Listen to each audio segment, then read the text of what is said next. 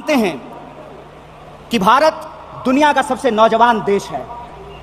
दुनिया का हर पांचवा नौजवान कोई ना कोई भारतीय है। ऐसे वक्त में देश की दशा क्या होगी, देश की राजनीति क्या होगी, समाज का स्वरूप क्या होगा और हमारे आने वाले भविष्य का मुस्तकबिल क्या होगा, इसको इस देश का नौजवान तय करेंगे। कांग्रेस पार्टी ने इस बदलाव को महसूस किया है, उसके लिए हम अपने वरिष्ठ नेतृत्व को बहुत बहुत धन्यवाद देना चाहते हैं। दोस्तों, आज जब रायपुर में देश की सबसे पुरानी पार्टी उसका 50वां महाधिवेशन हो रहा है, तो हमारे सामने कुछ महत्वपूर्ण सवाल हैं और उन्हीं महत्वपूर्ण सवालों पर चर्चा करने के लिए यह हमारा डिस्कशन हो रहा है, यह प्लेनरी सेशन हो रहा है। और यहां मैं आपके बीच मौजूद हूं हमारे देश के इकोनॉमिक, आर्थिक और राजनीतिक रेजोल्यूशन क्या होना चाहिए उसके संबंध में कुछ बातें रखने के लिए। सबसे पहली बात तो हमको यह समझना चाहिए, देश की अर्थव्यवस्था देश के लोगों को नजरअंदाज करके नहीं चल सकती है।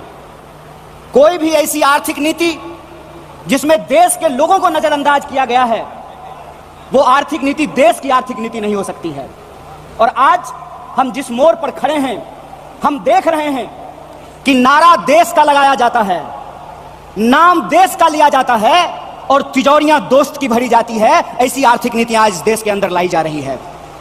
मेरा एक सीधा सवाल है इस देश के हुक्मरानों से, कांग्रेस पार्टी का एक आम कार्यकर्ता होने के चलते, कि ऐसी कौन सी ऐसी नीति है कि देश गरीब हो रहा है।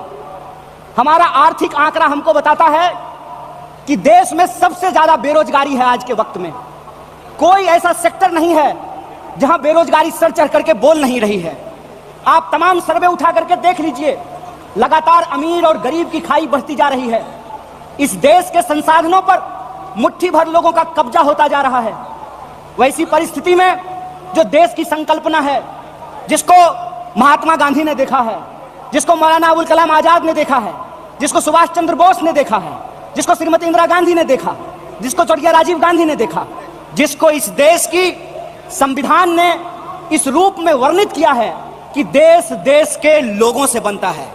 जब देश देश के लोगों से बनता है तो आप मुझे बताइए कि देश कैसे गरीब हो रहा है और देश के दो चार पूंजीपति कैसे अमीर हो रहे हैं। यह कौन सी ऐसी जादू की छड़ी है जो मौजूदा सरकार चला रही है। आप मुझे बताइए कि आम लोगों की आमदनी घटती जा रही है और देश के एक दो पूंजीपति दुनिया के अमीरों की सूची में जाकर के शुमार हो जाते हैं। मैं यहां यह बात स्पष्ट कर देना चाहता हूं, हमारी पार्टी अमीरों के खिलाफ नहीं है, हमारी पार्टी पूंजीपतियों के खिलाफ नहीं है, हमारी पार्टी उद्योग धंधों के खिलाफ नहीं है, हमारी पार्टी उद्योगपतियों के खिलाफ नहीं है।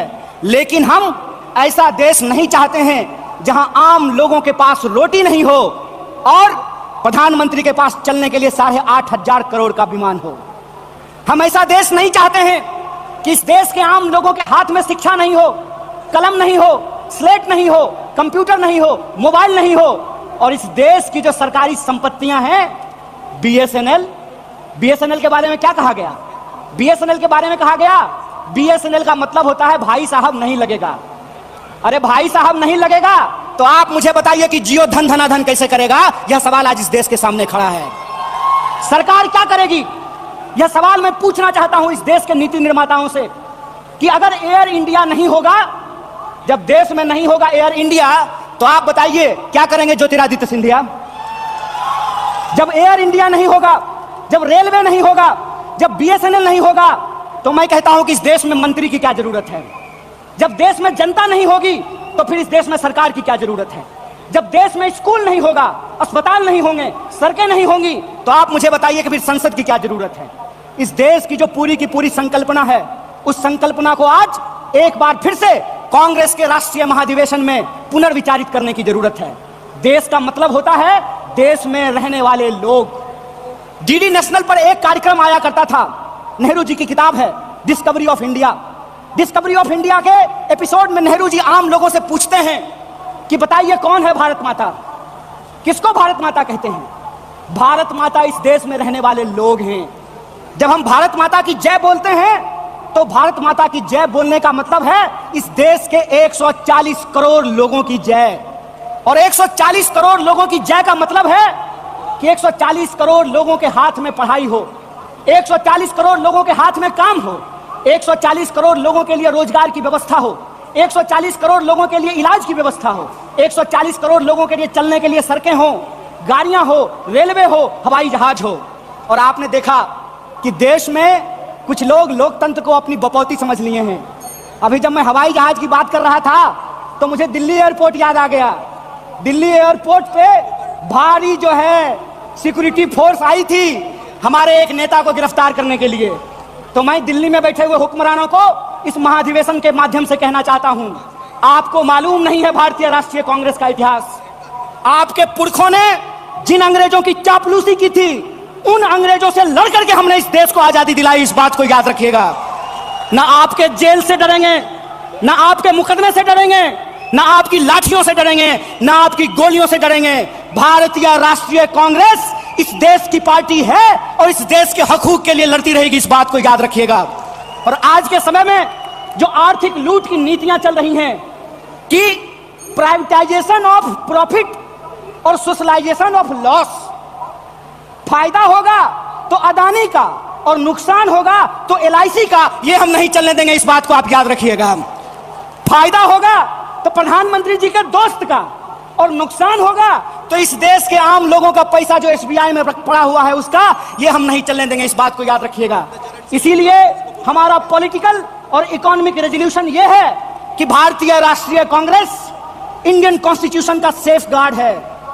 हम इंडियन कॉन्स्टिट्यूशन के पहरेदार हैं, हम इंडियन कॉन्स्टिट्यूशन के असली चौकीदार हैं। इस बात को याद रखिएगा। और इंडियन कॉन्स्टिट्यूशन इस बात को रिजॉल्व करता है, we the people of India. और यह जो we the people of India है, इसमें इस देश में रहने वाले वो तमाम लोग, चाहे हिंदू हो, मुसलमान हो, सिख हो, ईसाई हो, जैन हो, पारसी हो, बुद्धिस्ट हो, या वैसे भी लोग जो किसी धर्म को नहीं मानते हैं, वो सब भारत के लोग हैं। और उनके हकूक के लिए, उनके अधिकार के लिए, कल्याणकारी राज्य की अवधारणा को बचाए रखने के लिए भारतीय राष्ट्रीय कांग्रेस संघर्ष करेगी। और यही जो पॉलिटिकल रेजोल्यूशन है कि हम देश के लोगों के बुनियादी सवालों के लिए, रोजी रोटी, कपड़ा, मकान, शिक्षा, स्वास्थ्य, सड़क, बिजली, पानी और इस देश के संविधान के लिए संघर्ष करते रहेंगे। इसी आशा और उम्मीद के साथ आप तमाम सम्मानित मंच और आप तमाम प्रतिनिधियों का एक बार पुनः स्वागत करके अपनी बात को खत्म करूंगा। शुक्रिया। इनकलाब जिंदाबाद। जय हिंद, जय भारत।